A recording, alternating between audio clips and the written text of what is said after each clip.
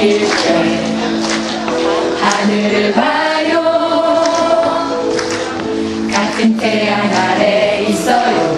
우린 하나예요. 마주치는 눈빛으로 만들어가요. 마지막이 함께 불러요. 사랑의 노래를. 작은 가슴마다 고운 사랑 모아 우리 함께 만들어가요. 아름다운 세상. 혼자선 이룰 수 없어. 세상 무엇도 아주 작은 두 손으로 사랑을 키워요. 함께 있기에 아름다운 함께꽃처럼 서로를 돕게 감싸줘요. 모두 하긴 모여 작은 가슴마다 고운 사랑 모아 우리 함께 만들어가요. 아름다운 세상.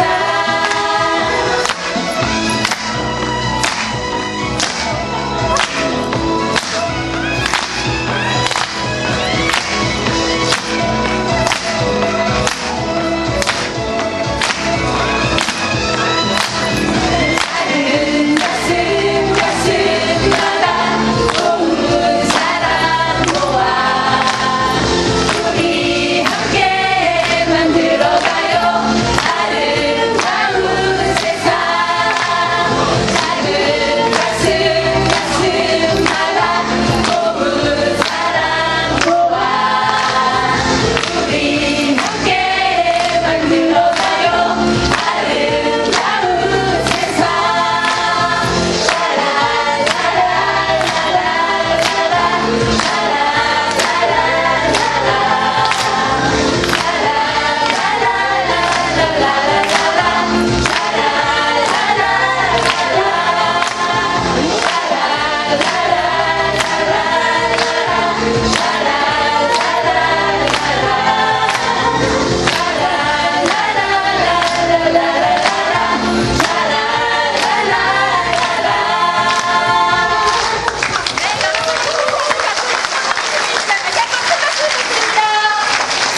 네, 고맙습니다. 그리고 이분들은 SNS를 통해서 시청을 하셔서 이 세상을 바꾸는 일, 아름다운 세상을 만드는 일에 함께 동참하고자 이 무대에 서주셨습니다. 다시 한번 감사의 말씀을 드리도록 하겠습니다.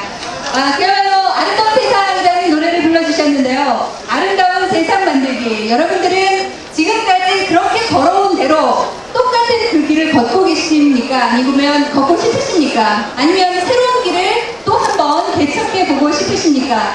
이런 질문을 오늘 한 번쯤 드리고 싶습니다. 오늘 바로 이 자리는 늘 새로운 길을 가는 사나이, 그야말로 우리들의 걱정을 없애줄, 이렇게 표현하고 싶습니다. 임꺽정 같은 사나이, 새누리당 이태희 후보의 세상을 바꾸는 비전과 정책, 기자회견을 위해 마련된 자리입니다. 따라서 공직선거법을 준수하기 위해서 후보자를 지지하는 발언이나 또는 연호 등을 잠시 삼가해 주시고요. 오늘 원활한 진행이 이루어질 수 있도록 여러분들 함께 협조해 주시기 바라겠습니다. 오늘 정말 많은 기자분들이 함께 해주고 계시는데요. 귀한 시간 속에서 이 초복 더운 날에 함께 참여해 주셔서 진심으로 감사의 말씀드리겠습니다. 인사가 늦었습니다. 오늘 새누리당 대선 후보 임태희 후보 세상을 바꾸는 날, 이 영광스러운 자리에 함께하게 된 아나운서 문선입니다. 반갑습니다.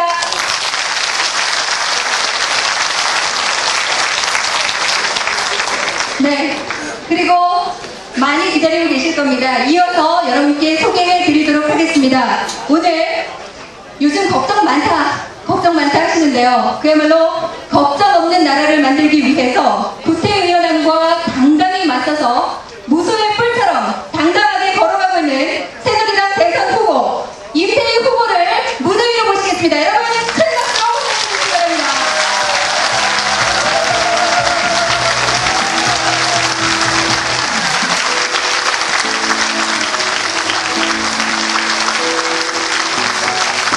어디에 잘 보이십니까? 목소리 잘 들립니까? 네. 반갑습니다, 여러분. 임태희입니다.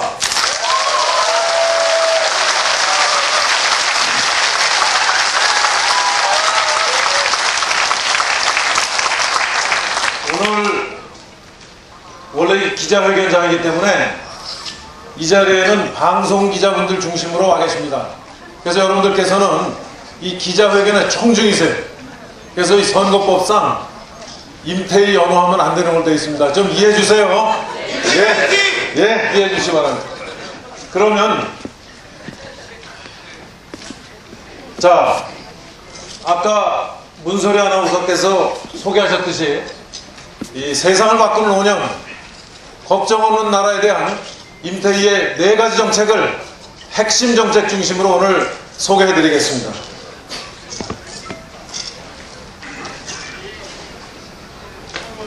임태희의 걱정 없는 나라 첫 번째 정책입니다. 사람들은 왜 일을 하면서도 어깨가 처지는가? 그렇죠, 여러분? 예, 바로 일자리와 관련한 정책입니다. 지금 최저임금이 낮아서 88만원 세대로 젊은이들은 자기 자신을 자조하고 있습니다. 이 88만원 세대를 최저임금 2배로 인상해서 155만원 세대로 만들겠습니다. 보시죠. 지금 우리 주위에는 아무리 열심히 일을 해도 먹고 살기가 힘든 이웃들이 있습니다. 최저임금 기준으로 보면 월 90만원 받습니다. 이 계층이 아침부터 저녁까지 열심히 일을 해도 약 한 300만 명의 근로자가 이 계층에 해당합니다. 아시다시피 지금 최저 생계비는 4일 가족 기준으로 143만 원입니다. 50만 원이 적자가 납니다. 여러분, 아침부터 땀 흘려서 일해도 50만 원씩 적자가 나는 세상, 어떻게 어깨가 펴질 수가 있겠습니까? 이렇게 고치겠습니다. 매년 최저임금 10%씩 인상해서 열심히 일한 사람들은 먹고 살도록 하겠습니다. 지금 현재 4,580원이 시간당 최저임금 수준입니다. 이렇게 바꾸겠습니다.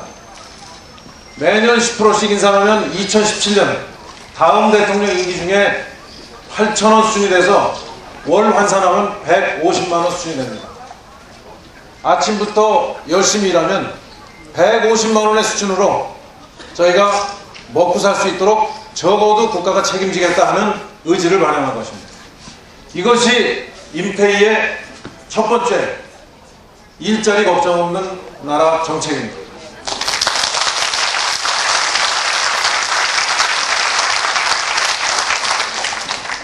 임태희의 걱정 없는 나라 두 번째 정책입니다.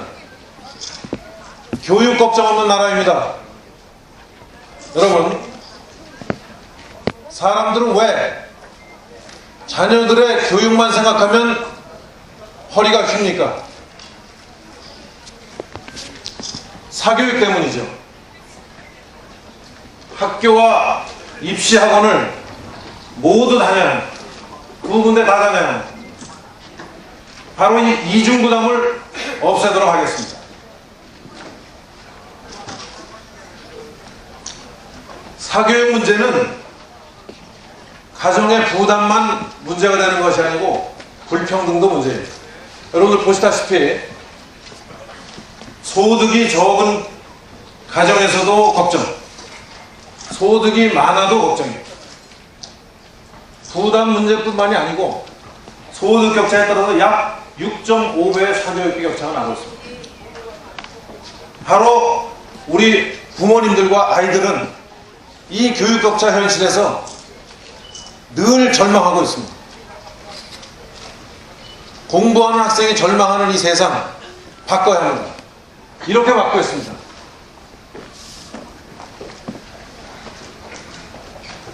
입시학원을 학교 체제로 전환해서 주위에 입시학원이나 학교나 이제 입시학원이 학교처럼 된다는 뜻입니다. 선택해서 다닐 수 있도록 하겠습니다. 이것이 경제적으로 부담되는 저소득층 아이들이 있을 수 있습니다. 이 자체도 부담이 되는 학생들이 있을 수 있습니다. 그 경우에는 바로 국가가 책임지고 이 아이들을 맡아서 최고의 교육을 시키도록 하겠습니다.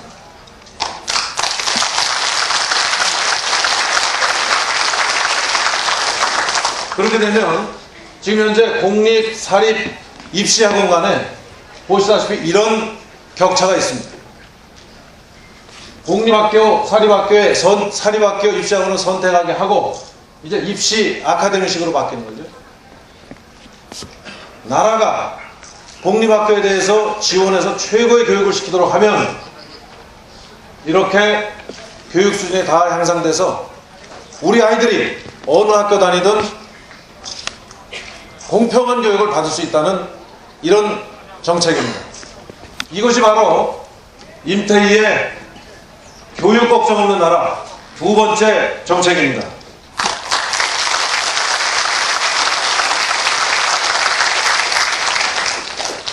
다음, 임태희의 걱정 없는 나라 세 번째 정책입니다. 집 걱정 없는 나라를 만들어야 합니다. 여러분, 사람들은 왜 집 문제로 평생 걱정을 하며 사는가? 이 문제 해결해야 합니다. 주택담보대출이 현재 3% 이렇게 되죠. 죄송합니다. 그 다음 넘어가겠습니다. 주택담보대출은 현재 306조 원의 잔액이 있습니다. 아마 이것은 은행이나 이런 데서 받은 거기 때문에 이 이상이 될 걸로 본다면 통계이었습니다. 306조 원은 306만 명에게 1억 원씩 해당하는 큰 돈입니다. 그 중에서 내년에 돌아오는 원금 128조 원이 만기가 돌아갑니다. 금리조차 높아서 주택담보대출의 연체 추이가 계속 높아지고 있습니다. 가계는 계속 쪼들립니다. 이렇게 바꾸도록 하겠습니다. 이것이 현재의 모습입니다. 4.7%의 금리에 평균 12년 7개월의 상환기한이 있습니다. 이것을 3% 금리에 20년 장기상환 체제로 전환하게 하겠습니다. 여러분, 이 그림만 봐도 좀 편안해지시죠?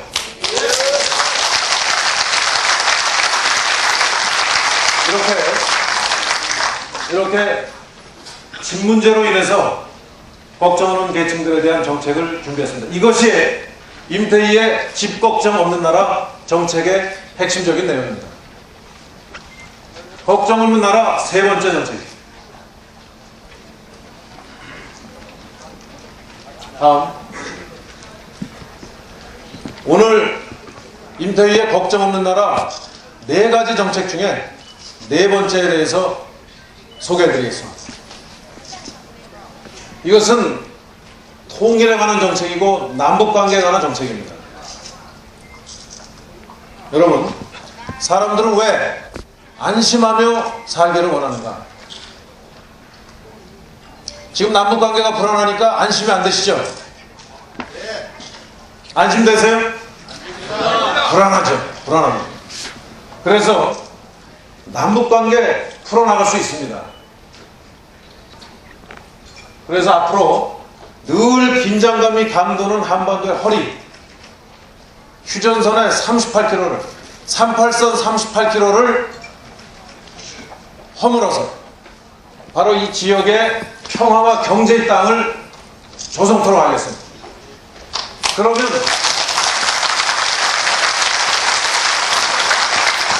그러면 남북 간에 긴장이 완화되고 앞으로 많은 기회가 이 정책을 통해서 열릴 수 있습니다.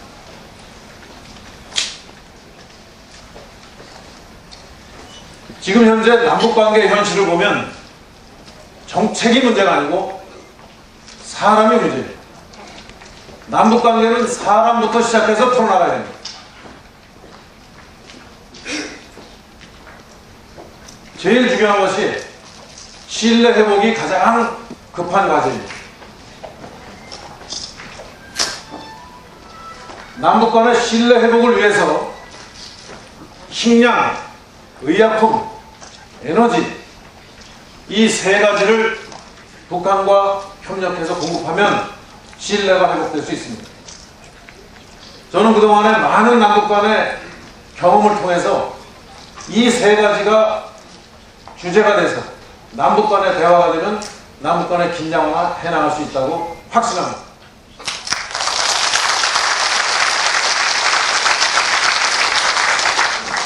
우선 북한 사람들도 건강하게 살도록 해야 합니다. 먹지 못해서 키가 자라지 못하고 어려서 위생이 나빠서 건강치 못한 북한의 주민들이 너무 많습니다. 아이들은 기초 영양이 부족해서 두뇌 발달이 늦는다고 합니다.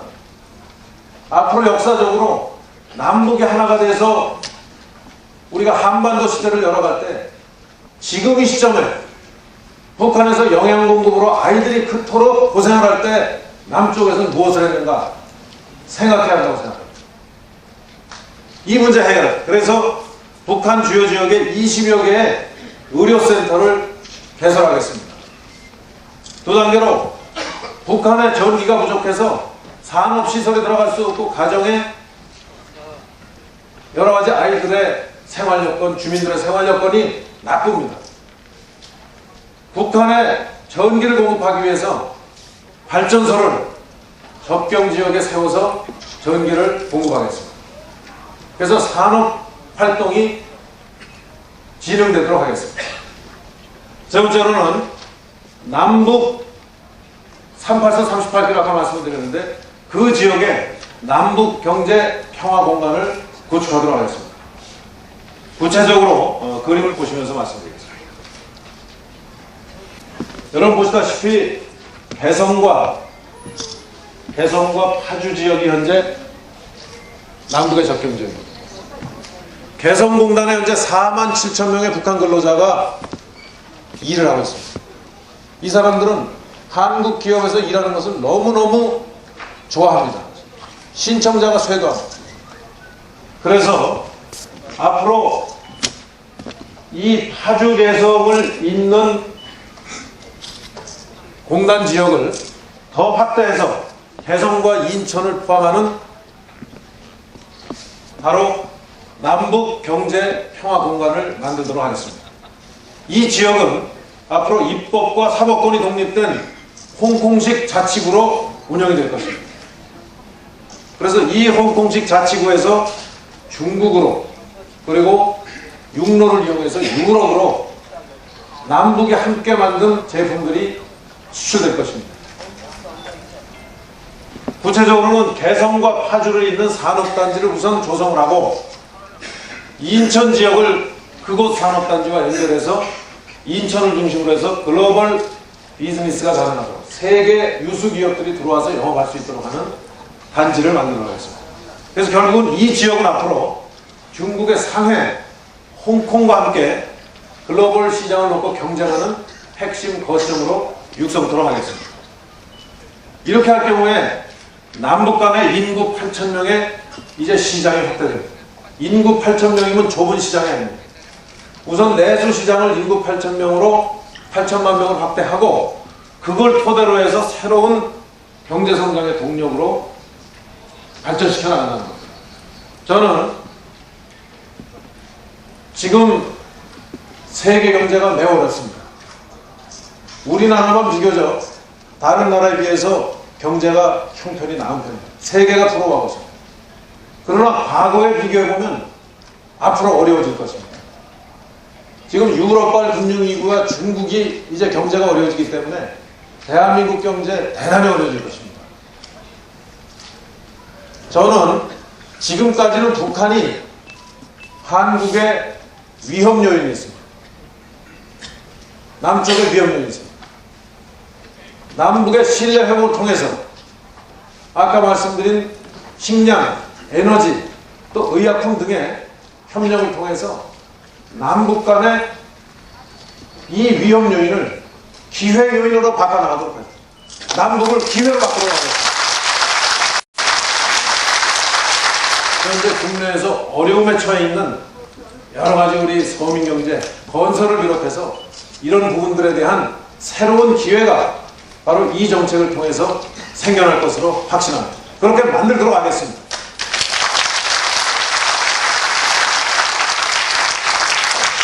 이것이 바로 걱정 없는 나라 임태희의 네 번째 정책입니다. 지금까지 말씀드린 임태희의 걱정 없는 나라 네 가지 정책을 다시 정리해 드리겠습니다. 첫째는 일자리 걱정 없는 나라입니다. 88만원 세대를 150만원 세대로 만들어놓겠습니다. 아침부터 나가서 일하는 우리의 자녀들이 88만원 저임금에 좌절하지 않도록 만들겠습니다. 최저임금 2배로 올려서 150만원 세대로 만들겠습니다.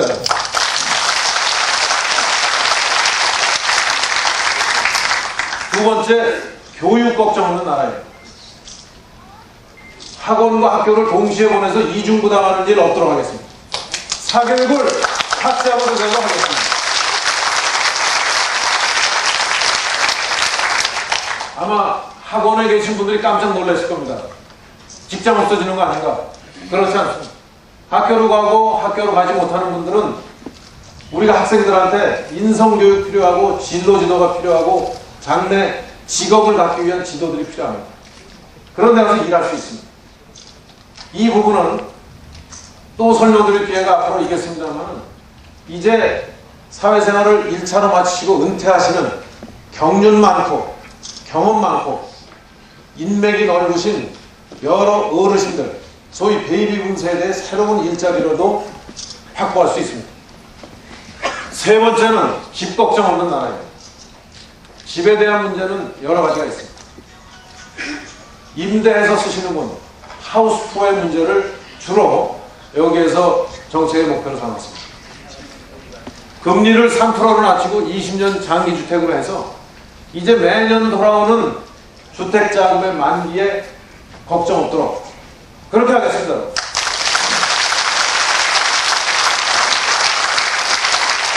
네 번째는 남북정책입니다. 안심하고 살 수 있는 나라 만들겠습니다. 지금 현재 38선을 38% 구간을 설정해서 개성과 인천을 잇는 평화 경제공간을 만들도록 하겠습니다. 이렇게 해서 현재 국내 어려운 내수시장을 확보하고 세계적으로 어려움이 밀려들고 있는 한반도 경제를 북한의 기회를 통해서 살려나가겠습니다.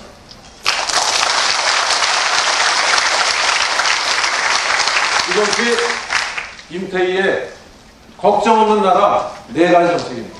여러분, 이제까지 안 했던 정치, 못 봤던 대통령, 그리고 걱정 없는 나라 임태희가 말씀드렸습니다. 네, 여러분 고맙습니다. 정말 고민하는 적이 엿보입니다. 지금까지 보지 못했던 새로운 정책들 다시 한번 박수로 큰 힘 주십시오. 네, 사실 짧은 시간입니다. 그래서 저희가 조금 더 이 정책에 대해서 알아볼 수 있는 시간을 마련했습니다. 저희 후보 모시고 여러 가지 궁금한 점들을 들어보도록 하겠습니다. 잠깐 앉으시죠. 예. 아직도 궁금한 것들이 아마 많으시리라는 생각이 듭니다. 일단 임태희 후보께서는 성함이 임태희라 사실 저도 문솔입니다. 예, 그래서 시집도 안 간 저한테 임신 축하한다, 결혼 축하한다 이런 메시지가 오기도 하고요. 라디오 방송할 때 에피소드가 좀 있으실 것 같습니다. 그 배우 김태희 씨하고는 별 연관이 없으신 거죠? 제가 이 트위터에 이렇게 올라와 있어요. 네. 김태희라면 인기가 좀 더 올라갔을 텐데 임태희가 지지율이 낮다 하고 걱정하는 분들 계신 것 같습니다. 그렇군요. 아마 여러분들이 힘을 주시면 좀 더 낫지 않을까 싶은데요.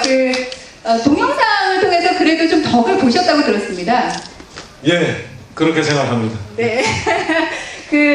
태희 관련된 동영상이 좀 있습니다. 태희가 누구냐? 누구야? 라는 동영상이 있어서 아마 김태희를 좋아하는 팬 여러분들께서도 덕분에 임태희 후보를 보지 않았을까라는 생각이 드네요. 걱정 없는 나라 4가지 약속 저희가 잘 들어봤습니다. 네. 그런데 후보님의 개인적인 걱정은 뭔지가 좀 궁금하거든요. 저는 지금은 경선을 어떻게 치르냐가 제일 걱정이죠. 아, 그렇겠군요. 네, 가장 큰 걱정일 것 같습니다. 지금 아마 국민들의 소리를 많이 듣고 계실 것이고, 그리고 실제로 저도 그렇고요. 걱정이 많습니다. 지금 이곳에 계신 분들도 한없이 걱정이고 하루하루 먹고 살기 참 힘들다는 얘기를 매일 아침 하실 겁니다. 그래서 인사를 나눌 때 저희가 걱정 없으시죠? 이런 인사를 나누곤 합니다. 그래서 이 4가지를 좀 조목조목 뜯어봐야 될 것 같은데요. 첫 번째 정책, 88만원 세대를 150만원 세대로 만들겠다는 일자리 월급 약속. 고용노동부 장관까지 역임을 하셨기 때문에 다른 후보에 비해서 아무래도 좀 특별한 비책이 있을 것 같다는 생각이 듭니다. 네, 어떤 비책을 갖고 계신가요? 우선 이 정책을 제가 생각하게 된 배경을 좀 말씀드리겠습니다.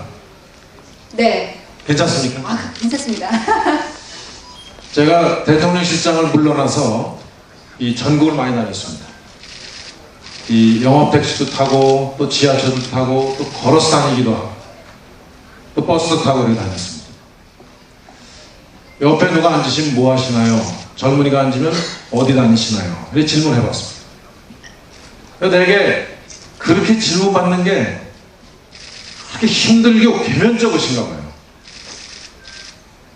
뭐 하느냐고 묻는 게 그렇게 개면적인 거예요. 질문 받는 사람 입장에서. 제가 입장을 바꿔놓고 생각을 해봤습니다. 제가 직장에 다니는데 월급이 88만 원도 안 되는 직장에 다닌다. 또 어디다가 내놓기도 참 쑥스러운 그런 직장에 다닌다 그러면 그 질문 받았을 때보다 마음이 힘들 때가 없을 거다는 생각이 들었습니다. 그래서 제가 적어도 아침부터 저녁까지 힘들게 일하고 땀 흘려 일하면 그래도 먹고 사는데 지장 없도록 난 이런 일 한다 하고는 만들어줘야 되지 않느냐. 이것이 정부의 기본적인 임무 아닌가 생각했습니다. 정부에 돈이 많이 들어갈 겁니다. 그러나 저는 이렇게 이 방안을 만들었습니다. 지금 우리의 예산 또 이 대기업들의 여러 가지 이 지출하는 예산들을 조금만 효율적으로 사용하게 하면 이거 할 수 있습니다. 제가 최저임금 이 88만 원을 150만 원을 올리는데 얼마 들 수 있나 했더니 약간의 절약만 하면은 이거 할 수 있습니다. 문제는 마음의 문제입니다. 정책이 문제고 의지가 문제입니다. 저는 이거 반드시 해낼 수 있다고 생각합니다. 방법은 저에게 맡깁니다. 네.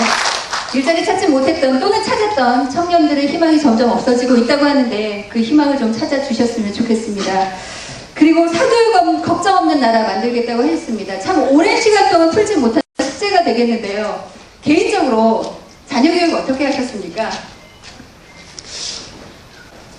저는 집에서 네. 이 교육 문제를 저희 집사람 위주로 책임을 지고 해서 솔직히 말씀은 드릴 말씀이 별로 없습니다. 죄송합니다. 네. 그런데 우리 아이들이 이 아빠가 공무원을 해서 그런지 뭐 하여튼 자기들이 비교적 이렇게 큰 사교육을 받지 않고 네. 전혀 안 받은 건 아닌 것 같아요. 네. 예, 그렇지만 이렇게 나름대로 자기 하고 싶은 일들을 지금 하고 있어서 참 다행스럽고 고맙게 생각하고 있습니다. 덕분에 공부를 잘 해줘서 크게 어렵지 않게 키워주셨군요. 그렇게 하면 너무 제 자랑인 것 같아요. 네. 그보다는 네. 우리 이제 기본적으로 분당만 해도 분당만 해도 그런 교육 여건에서 비교적 좋은 여건이라고 저는 생각합니다. 네. 아마 이 자리에 이 전국 각지에서 모인 분들이 많으실 텐데 정말 지역에 따라서 그리고 지역도 동네에 따라서 너무 교육 여건의 차이가 있어요. 저는 바로 어느 지역이냐에 따라서 교육 여건의 차이가 지는 이거를 고쳐야 된다고 생각합니다. 학부모님들, 학생들이 좀 선택의 여지를 조금 넓혀줄 수 있습니다. 지금 너무 교육부가 제도를 빡빡하게 운영해요. 교육부가 만약 이거 고집 피우고 안 고치면 교육부를 없애서라도 이거 고치겠습니다.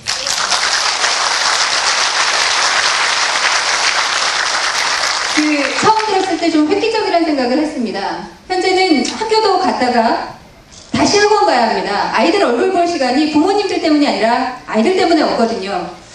이 방안도 굉장히 혁신적이라는 생각이 드는데요. 어떤 마음에서 이런 생각을 하셨는지 궁금합니다.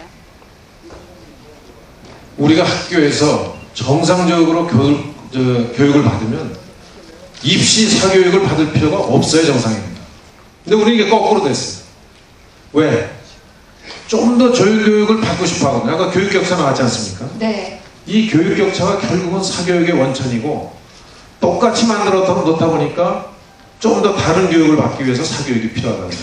네. 그런 점에서 이제 학생과 학부모님들께서 아이들의 인성에 따라서 아이들의 여건에 따라서 좀 학교를 자율적으로 선택할 수 있도록 하자. 그렇게 하게 되면 사립학교는 이제 지금처럼 공립학교처럼 운영되는 것을 하지 말아야 됩니다. 좀 자율적으로 운영하도록 놔두면 사립학교에 정부 예산이 많이 지원되거든요. 그 사립학교에 지원되는 예산을 이제 나라에서 공립학교 쪽으로 돌리자. 그러면 공립학교가 지금은 제일 여건이 나쁘니까 그 공립학교에 투자를 해서 끌어올리면 전반적으로 우리 교육의 수준이 높아져서 이제 학원 같은 데 따로 다닐 필요가 없게 된다. 그리고 원칙적으로 입시 학원은 전 입시 학원을 학교 이 시스템 속으로 학교 체제 속으로 학교 체제로 전환시키도록 그렇게 하면 이제 사교육 걱정 안 하고 어느 곳 선택해서 한 군데만 다녀도 되게 되는 거죠. 네. 그런 방안입니다. 아, 그렇습니다. 그야말로 예전에는 개천에서 용난다 이런 얘기가 있었는데 요즘은 없으면 공부 못 시킨다 이런 말씀들 하십니다. 어머님들 많이 오셨는데요. 허리 휘게 아이들 공부시켜도 따라가지 못하는 그런 아픔이 있으실 텐데 이게 좀 해결됐으면 좋겠다는 생각이 듭니다. 그리고 주택에 대한 정책을 내놓으셨습니다.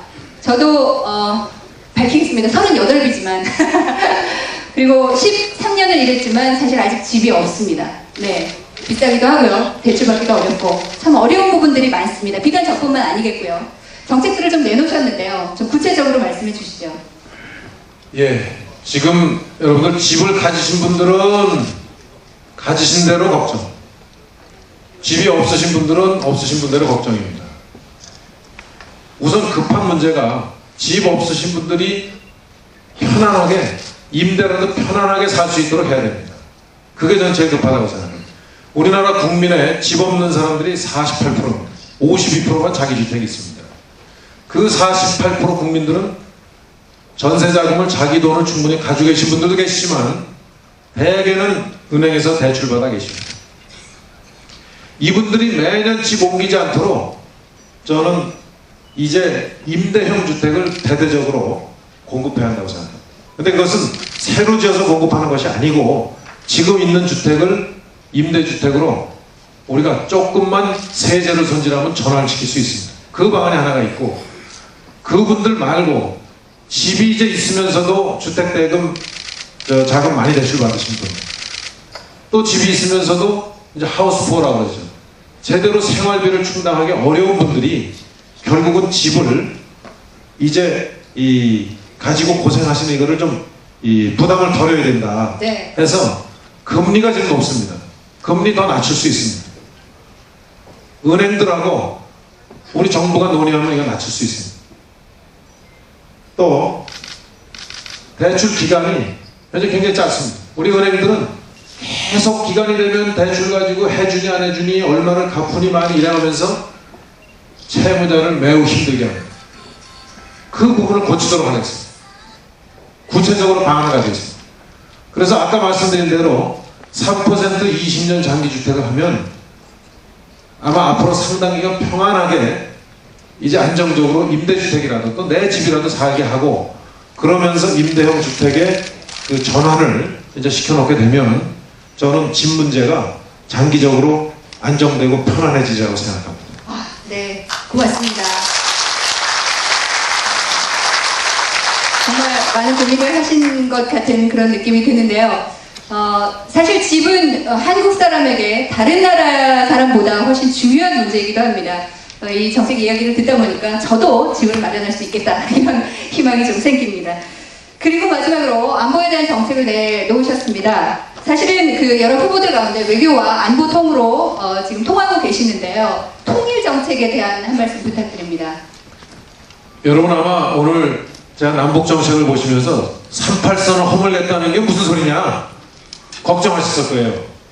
그러나 여러분 개성공단에 가보신 분들은 아마 아실 겁니다.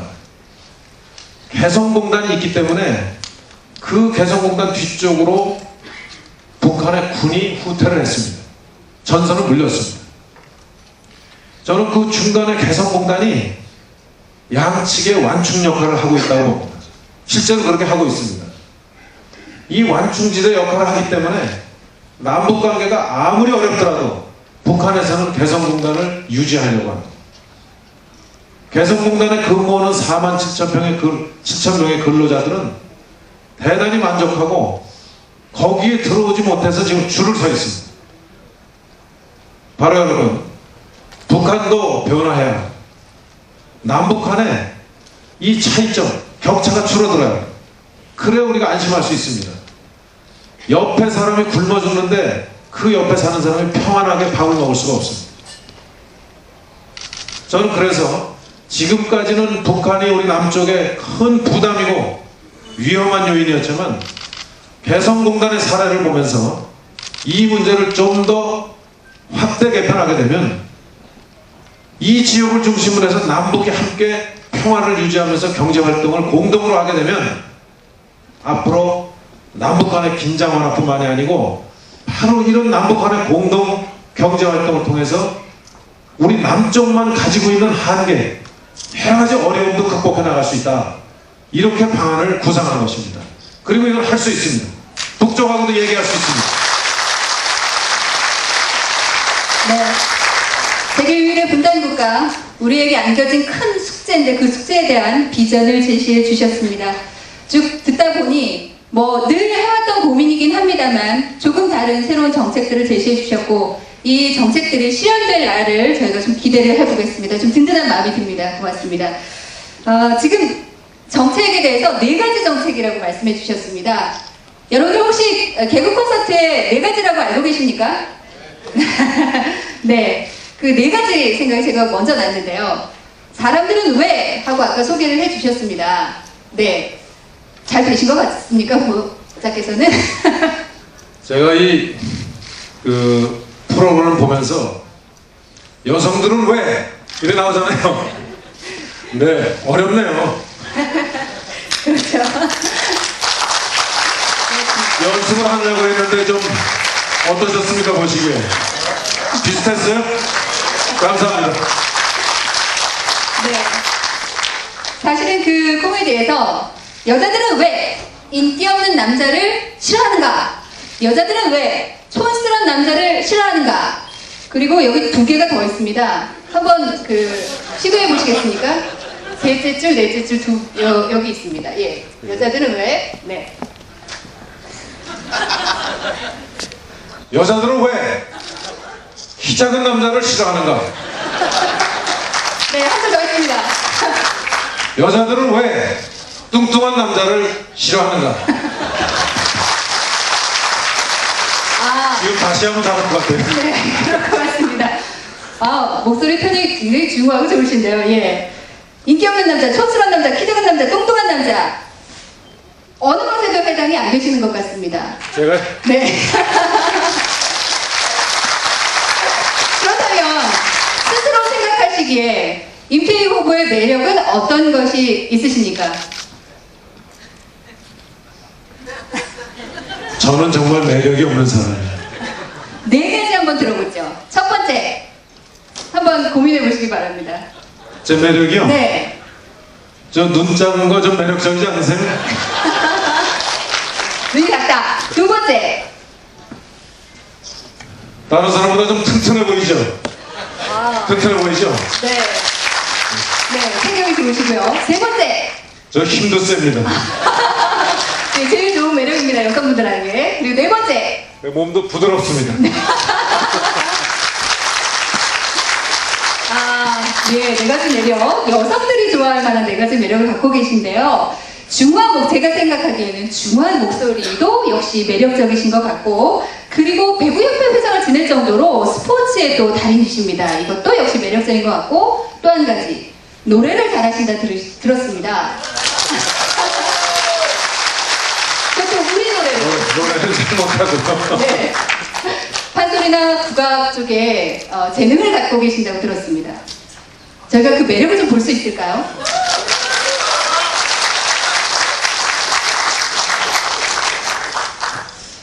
우리 여기 선생님이 와 계실지도 모르는데 네. 제가 대학교 다닐 때 사실 국악에 좀 관심을 가졌어요. 그래서 단소 배우고 이제 이 창을 좀 배운 적이 있는데 한참 안 배우다가 이제 국회의원이 되고 나서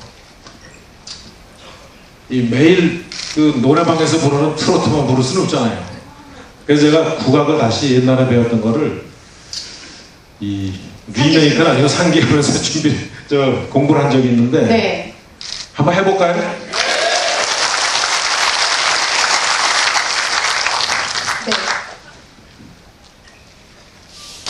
일어서서. 여러분 다시 한 번 큰 박수 부탁드리겠습니다.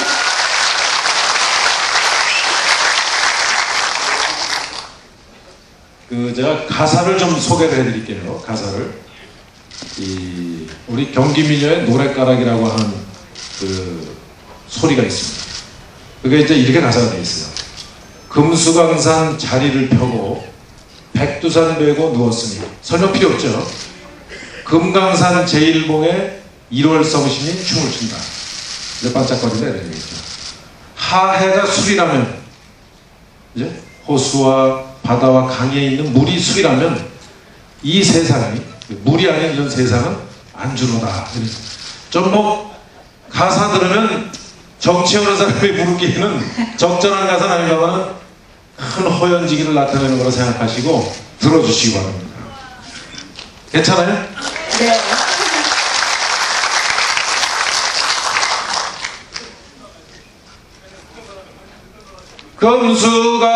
금수강산 자리를 펴고 백두산 베고 누웠으니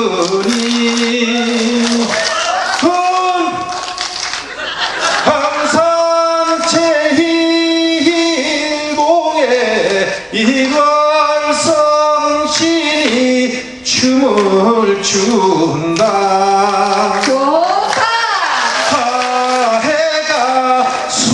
이라면은 세상이 모두가 안주로다.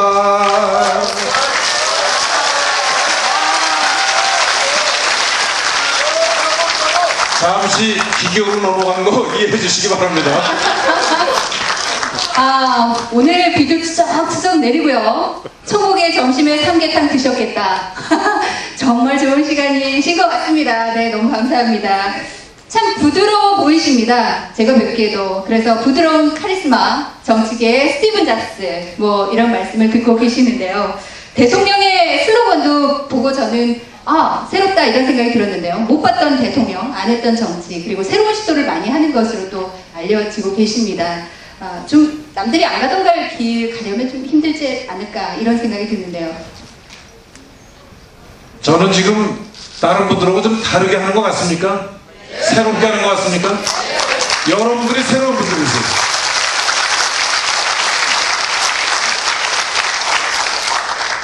지금 저는 아마 이 자리에 언론인 여러분들 또 이 전국에서 오신 분들께서 그냥 과거의 정치 행사에 흔히 얘기해서 동원하듯이 새머리에서 오신 분들이 아니라고 생각합니다.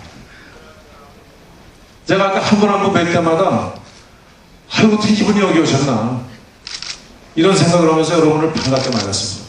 여러분 감사합니다.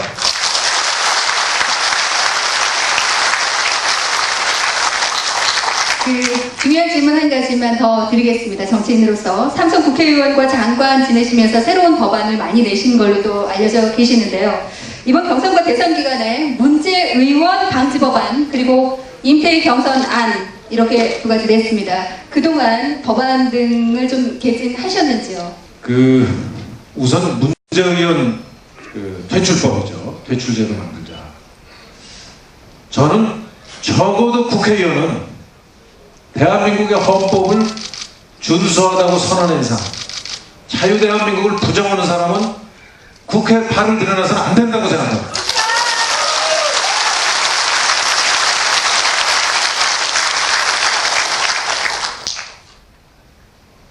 우리 국민들은 국회가 법을 만드는 곳으로 알고 있습니다. 그 국회에서 법을 만들어 놓고 지키지 않고 민주주의 절차 중시한다고 하면서 이 법 절차 어기고 민주 절차 어기는 국회의원들 국회에 있을 자격 없는 거 아닙니까, 여러분?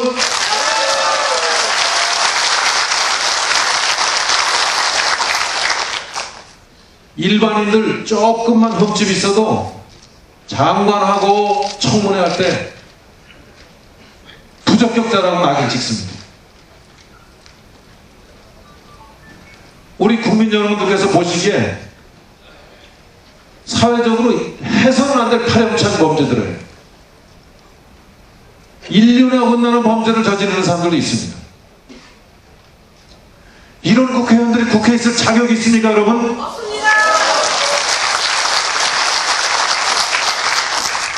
그래서 바로 이러한 사람들을 몰랐지만 어쩌다 보니까 국회에 들어갔어. 국회에 들어가면 다가 아니잖아요. 우린 국회만 들어가면 다다요. 이거 고치자. 이게 이 제도예요. 그런데 희한한 거는 국회가 쎄가 국회의원이 아니잖아요. 국회의원들한테 이거 우리 법안을 만들자. 저는 법안을 못 내니까 한 사람도 반대하지 않고 다 찬성합니다. 그래서 법안을 준비해서 이거 냅시다 하고 구체적으로 제안을 하니까 단 한 명도 앞장서는 사람이 없어요, 지금 국회에서. 그래서 제가 바로 이러한 상황은 우리 국민들께서 시민들의 힘으로 이걸 바꿔야 된다. 그래서 여러분들께서 서명운동을 벌이고 있는 겁니다, 여러분. 서명운동 꼭 전하겠습니다. 국회. 저는 이렇게 생각했어요. 제가 이런 말투 하니까 그렇게 하지 말라고. 경선 룰은 우리 국민 여러분들께서 가급적 많이 관심 가지시고 참여해서 이 후보 혹은 이 당 정부 맡길만 하다. 우리 5년 우리 앞길을 맡길만 하다. 이렇게 알고 찍으셔야 될 거 아니에요. 근데 우리 새누리당의 경선은 가급적이면 국민 여러분들께서 잘 모르시게 뭐 이렇게 조용히 하려고 하는 그런 지금 움직임을 보인다 해야죠. 제가 오늘 아침에 가서 그래서 올림픽 기간 중에 하면 국민들께서 참여하시기 어려우니까 올림픽 뒤에 하자 이러는데 그냥 뭐 무시하고 하더니 이제 올림픽 때문에 전국에 이렇게 만나서 하는 우리 연설회하고 텔레비전 토론의 횟수를 줄여야 되겠다는 거예요. 이게 말이 됩니까, 여러분? 누구 무슨 추대하자는 겁니까? 뭡니까 이게? 그래서 제가 이 네 사람 후보로 나온 사람, 근데 또 한쪽에서는 좋다고 그래요, 이거를. 누군지 아시죠, 여러분들? 그래서 네 분들한테 전화를 했더니 그 말도 안 되는 거니 가서 얘기 좀 하라. 그래서 제가 아침에 그 얘기하고 왔습니다. 기자실에 가서 얘기하고 왔습니다. 그 외에 또 잠깐 소개해 주실 그 개진했던 개정안들이 있으신가요? 국회의원 때 또 장관 역임하셨을 때. 이 자리에 아마 계십니다만 제가 처음에 국회에 들어가서 제일 보람에 남는 법이 6.25 참전하신 분들 계시죠, 이 자리에. 소년병 학도병으로 참전하신 분들 계십니다.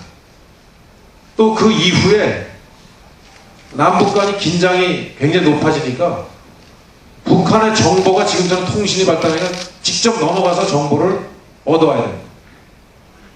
저는 특수임무 유공자라고 하는데 그 당시에는 북파공작원이라고 했어요. 여러분 실미도 영화 보셨죠? 그 실미도에 나오는 그분들이 바로 그런 일을 하는 분들입니다.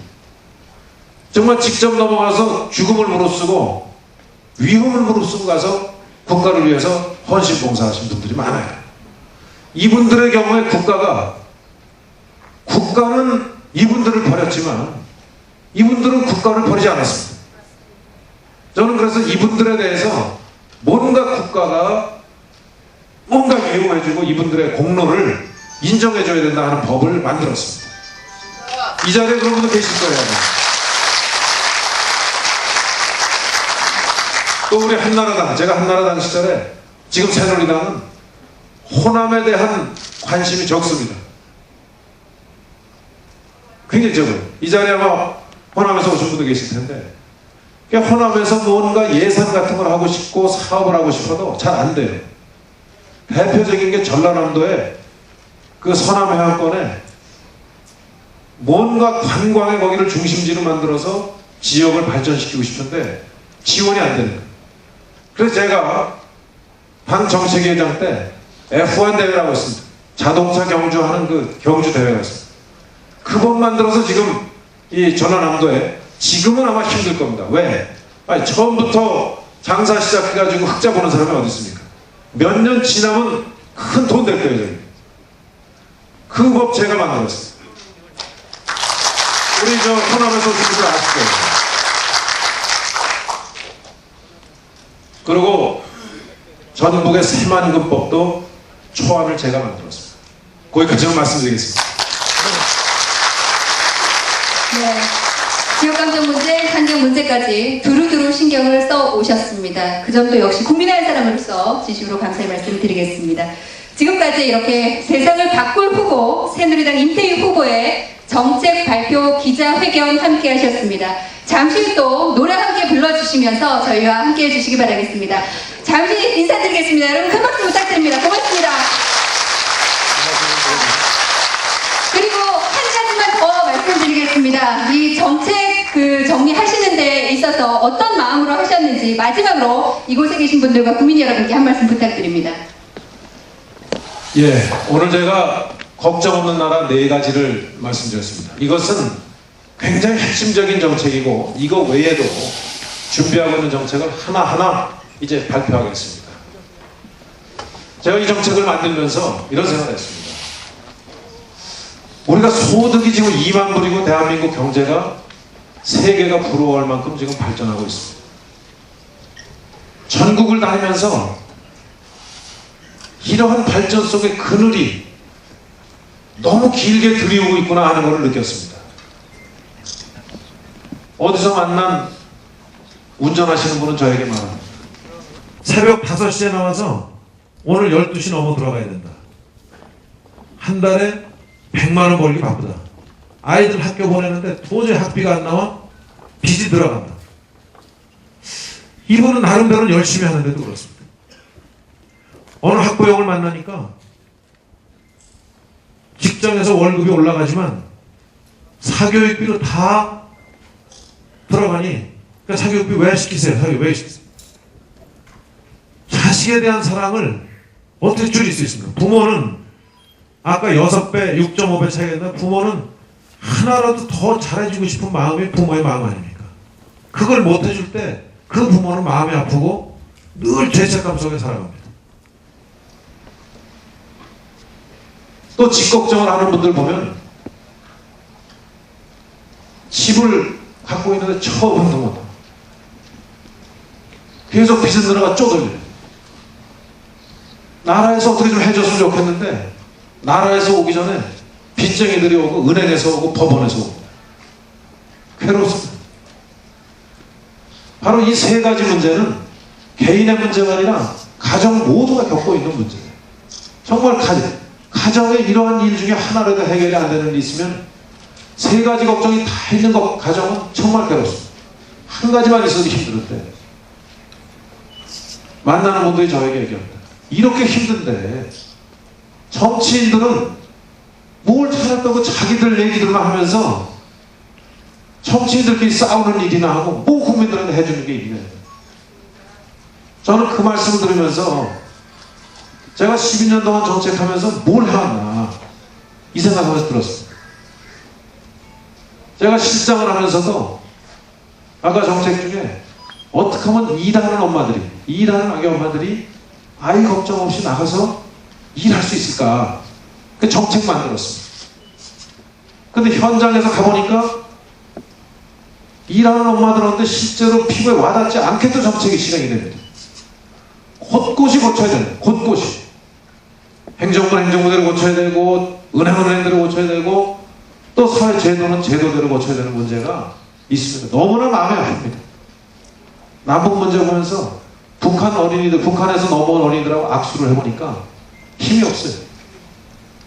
참 마음이 아픕니다.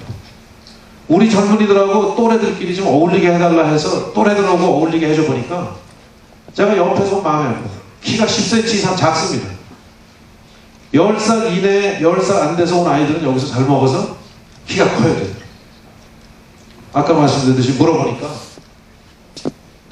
자기 고향에 있는 애들은 못 먹어서 애들이 머리 발달이 늦다요. 여러분, 우리가 남북관계에서 저는 원칙 지켜야 됩니다. 절대로 자유대한민국을 훼손해서는 안 됩니다. 절대로 시장경제를 훼손해서는 안 됩니다. 그러나 우리 곧 남북이 함께 살게 될 날이 옵니다. 그렇게 만들어야 됩니다.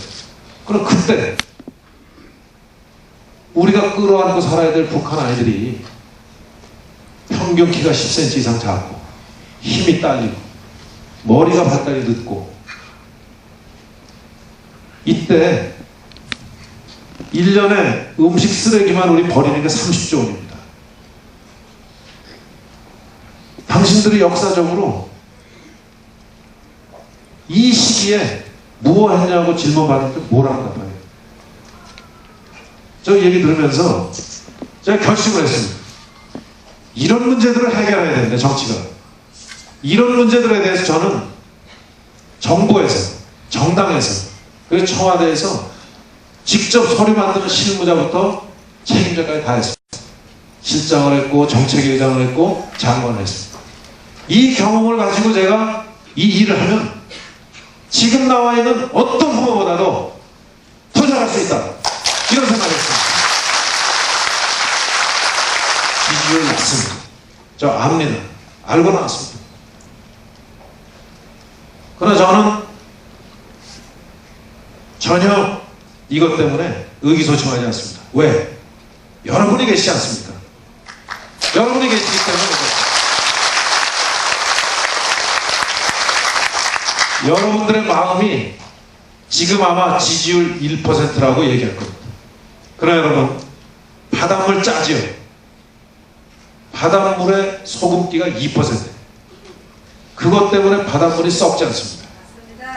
저는 이 자리에 계신 1%의 임태희와 함께하는 여러분들이 이 나라의 정치를, 우리 세상을 충분히 바꿔나갈 수 있는 힘이 있다고 생각해서 여러분과 함께 감사합니다.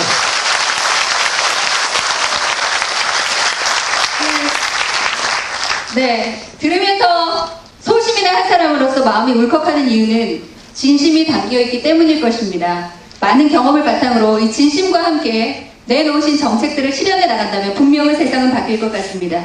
혹자는 한 사람이 어떻게 세상을 바꾸느냐고도 합니다. 그렇지만 스마트폰을 만든 그 누구는 혼자서 세상을 바꿨습니다. 여기 세상을 바꿀 사람이 누구라는 것 여러분들 확실하십니까? 구태의원의 함에 답습이 아닌 새로운 시도를 하실 분 임태희 후보에게 여러분들 힘을 주시기 바라겠습니다. 마지막으로 또 함께 입을 맞추셨다고요, 노래. 네.